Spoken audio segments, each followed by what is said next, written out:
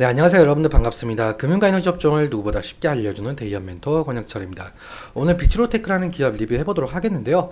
일단 비츠로테크는 순수 지주회사로 여러 종속회사를 거느리면서 전력기기 사업과 전지사업, 특수사업 등을 하고 있는데요. 오늘 말씀드릴 내용은 이 비츠로테크의 상승 동력은 어떤 것이 있었나, 하지만 지금 꺾여있는 상황이죠. 자회사 비츠로세 소송 이슈 때문인데요. 일단 제가 소송권에 대해서 좀 자세히 알아보고 싶어서 전화를 한 바가 있었거든요. 좋습니다. 네, 안녕하세요. 그 비츠로세 혹시 딴 분 계시나요? 좀 여쭤볼 게 있어가지고. 네, 이렇게 제가 통화를 한번 해봤었는데 이 부분 말씀을 드리도록 하면서 같이 한번 확인해 보도록 하겠습니다. 천천히 얘기 나눠보도록 하겠는데요. 먼저 시작하기 전에 저희 대기업 채널에 오시면은 모든 종목들을 커버해드리고 있으니까 찾아와 주시면 정말 감사하겠고, 제 영상도 끝까지 지켜봐 주시면서 댓글로 궁금하신 것들 남겨주시면은 다음 영상에서 말씀을 드리도록 하겠습니다. 그럼 비츠로테크 바로 보도록 할게요. 일단 비츠로테크 같은 경우는 2021년 2월에 비츠로이S를 물적 분할하면서 순수 지주회사로 재출범했었는데요. 자회사로는 지금 비츠로셀, 비츠로이엠, 비츠로넥스텍, 비츠로이S, 비츠로밀텍을 두고 있습니다. 좀 더 자세히 보자면요. 여기 비츠로테크가 순수 지주 회사이고 나머지 회사를 지배 중에 있다라고 보시면 될 것 같습니다. 그리고 여기 비츠로이엠과 비츠로이S는 전력기기 사업을 진행 중에 있고, 여기 비츠로셀과 비츠로밀텍은 전지 사업, 여기 비츠로덱스텍은 특수 공정을 하고 있는 특수 사업을 하고 있죠. 먼저 비츠로테크의 상승 동력이 어떤 것이 있었는지 좀 살펴보자면요. 여러분들도 아마 뉴스 보셨을 거라고 생각이 들어요. 그리고 제가 전 영상에서 말씀을 드렸었거든요. 비츠로테크가 마이크로소프트의 파트너사와 거래하고 있다는 점에서 부각을 받은 바가 있었죠. 사실 비츠로테크는 마이크로소프트에 직거래하는 형태가 아니라 북미 1위 발전기 기업인 제네락 홀딩스라는 기업이 있는데, 이 제네럴 홀딩스라는 기업의 비츠로테크의 자회사 비츠로이엠의 산업용 차단기, 개폐기, 중전기기를 납품하고 있었습니다. 지금 사진을 보시면 이러한 기기들을 납품하고 있었다라고 보시면 될 것 같은데요. 그런데 사실 이러한 기기들 같은 경우는 이 비상발전기에 필수적으로 들어가는 부품들에 해당이 되고 있어요. 개폐기 같은 경우는 정전 시 비상발전기를 동작시키면서 전원 공급이 끊기지 않도록 하는 필수적인 부품이에요. 정리해서 한번 말씀을 드려보자면 이 제네락 홀딩스는 마이크로소프트와 파트너십 계약을 맺고 있었고, 마이크로소프트의 비상발전기를 판매를 하면서 급성장을 이루어낸 바가 있었죠. 그렇다면 비상발전기 부품에 해당하고 있는 비츠로이엠의 제품들의 수요가 늘어나면서 비츠로테크의 매출에도 긍정적인 시그널로 작용할 가능성이 있어서 주가에도 긍정적인 영향을 끼친 것으로 볼 수가 있습니다. 그런데 사실상 이 마이크로소프트가 비상발전기 수요를 늘리는 데는 이유가 있는데요. 그 이유에 대해서 한번 말씀을 드려보자면, 사실 이거는 여러분들도 다 아시는 내용들이에요. 현재 AI 산업으로 인해서 연관되어 있는 산업들이 좀 화랑을 띠고 있죠.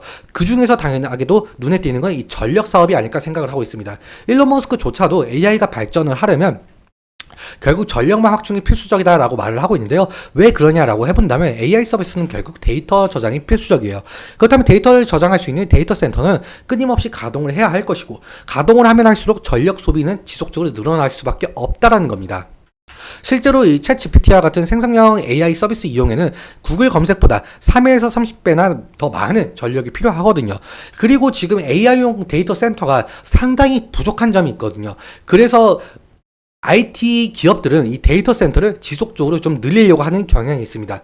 즉, 다시 정리해보자면 이 데이터 센터의 경우에는 전력 소비를 하면서 지속적으로 가동을 해야 각종 데이터를 수집하고 저장하는 역할이 진행이 되겠죠. 그래야 AI 서비스를 지속을 할 수가 있겠는데요. 그런데 이 지진이나 전쟁과 같은 우리가 컨트롤할 수 없는 재해로 인해서 전력 공급망에 혼란이 오게 된다면 서비스 운영에 상당히 큰 타격을 입게 되겠죠. 여기 그래서도 보시다시피 데이터 센터 같은 경우는 기업이나 국가의 핵심 인프라로 자리 잡은 상황입니다. 핵심 인프라이기 때문에 재난 상황에도 데이터 손실이나 서비스 중단 없이 안정적으로 가동이 되어야 돼서 데이터 센터를 건설할 때는 비상 발전기는 필수 요소로 자리 잡고 있죠. 이 내용 다시 정리하자면 AI 산업 확장으로 인해서 데이터 센터 확충이 시급하고, 데이터 센터 확충으로 인해서 비상 발전기 수요도 덩달아 늘어나고 있는 형편이며, MS와 파트너십을 맺고 있는 제네스 홀딩스의 납품을 진행을 하고 있는 비츠로테크가 수혜를 받았다라고 볼 수가 있을 것 같습니다.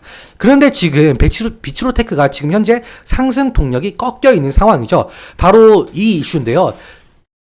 비츠로테크의 자회사 비츠로셀이 이 아이론 프랑스에 소송이 걸렸습니다. 무려 108억 원에 해당하는 소송건인데요. 청구 내용 같은 경우는 전지 규격 불일치라고 한답니다. 사실 지금 공시만 나와 있는 상황이고 정확한 내용이 없어서 저도 궁금해가지고 그 회사에 전화를 한번 해봤거든요. 그런데 지금 사실상 주단분이 외부 미팅, 즉 IR 행사가 있어서 통화가 진행이 안 된다라고 한답니다. 그래서 제가 이 전화 받으신 분한테 혹시 아는 내용이 있으면은 말씀 좀 부탁해 주시면 안 되냐 여쭤봤었거든요. 그런데 사실상 그분은 아예 내용을 모르고 그냥 공시만 올리는 분이더라고요. 그래서 이 부분에 관련해선 제가 아직까지는 들은 바가 없어가지고 만약에 통화가 된다고 한다면 바로 제가 말씀을 드리도록 하겠습니다. 그런데 사실상 저는 이 회사 측의 대응이 상당히 아쉽다라고 생각이 들고 있거든요. 사실 소송에 대해서 어떤 점이 문제이고 어떻게 대응을 할 것이며 이 부분이 좀 빠져 있어가지고 주주 여러분들이 상당히 걱정할 것 같은데요. 일단 회사 측에서 어떤 입장을 좀 내비칠 것인지 그 부분 좀 자세하게 지켜봐야 될 것 같습니다.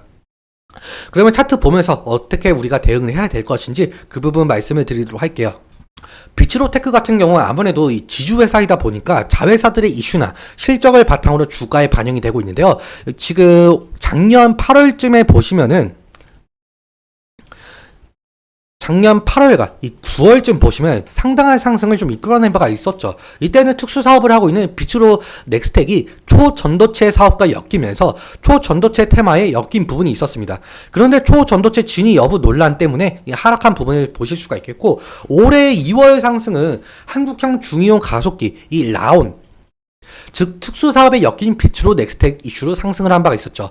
그런데 지금 현재 최근까지는 이 AI 테마에 엮인 전력기기 테마로 묶이면서 상승의 모습을 보이고 있었는데, 오늘이랑 어제 같은 경우 하락 같은 경우는 비츠로셀의 소송건 때문에 조금 조정이 나오는 모습을 보실 수가 있습니다. 그렇다면 이 앞으로 어떤 이슈를 받으면서 상승의 모멘텀 그리고 하락할지 지켜봐야 되겠지만, 한동안은 이 AI 산업과 엮인 전력기기로 상승의 모멘텀을 가질 수 있겠지만, 이 비츠로셀의 소송건 어떻게 해결돼야 될지 그 부분 좀 자세하게 지켜봐야 될 것 같습니다. 오늘 같은 흐름은 지금 20일 이평선을 좀 지지해주는 모습으로 보이고 있거든요. 지금 오늘 아랫꼬리가 달리면서 그나마 좀 선방을 해준 모습을 보이고 있는데, 그래서 지지라인 같은 경우 이 부분이 될 가능성이 상당히 높을 것 같아요. 그리고 과거에도 마찬가지로 지금 2월달 이 부근에서 좀 저항대가 일어난 것을 보실 수가 있겠죠. 그래서 지금 주가는 이것보다 훨씬 높으니까 이제는 지지라인이 될 가능성이 상당히 높을 것 같습니다. 하지만 이 부분을 좀 이탈을 하게 된다고 한다면 지금 현재 20일 이평선과 60일 이평선 간의 이격도가 상당한 부분이 있어요. 그렇다 보니까 만약에 이탈을 하게 된다고 한다면 리스크적인 관리는 필요할 것으로 보이고 있습니다. 그리고 수급적인 측면 함께 보자면 지금 비츠로테크 같은 경우 오늘 개인이 2만 주 정도 매도를 진행을 했고, 반대로 외국인은 2만 주 정도 매수를 진행을 했죠. 그리고 기관 같은 경우 128주를 매수했는데, 사실상 128주면은 거의 의미가 없다라고 볼 수가 있을 것 같은데, 그런데 한 달 사이에 지금 수급을 살펴보자면 개인이 8만 주 정도 매수, 외국인이 7만 3천 주 매도, 기관이 4,900주 매수 중에 있죠. 사실상 지금 외국인이 매도 포지션에 있다 보니까 외국인의 매도 포지션이 매수 포지션으로 변경이 될지 그 부분 좀 자세하게 지켜봐야 될 것 같습니다. 일단 비츠로테크 지금 어제 그 비츠로셀의 이슈로 인해서 상당 부분 조정이 나올 가능성, 이 부분 염두에 두시면서 오늘은 여기까지 말씀을 드리도록 하겠습니다. 오늘 말씀드린 내용 중에서 제 개인적인 견해 그리고 차트적인 부분도 마찬가지로 제 개인적인 견해가 있을 수밖에 없기 때문에 여러분들의 주관적인 견해와 함께 투자를 현명한 선택하셨으면 좋겠습니다. 오늘도 시청해주셔서 너무 감사하고 지금까지 멘토 권혁철이었습니다. 감사합니다.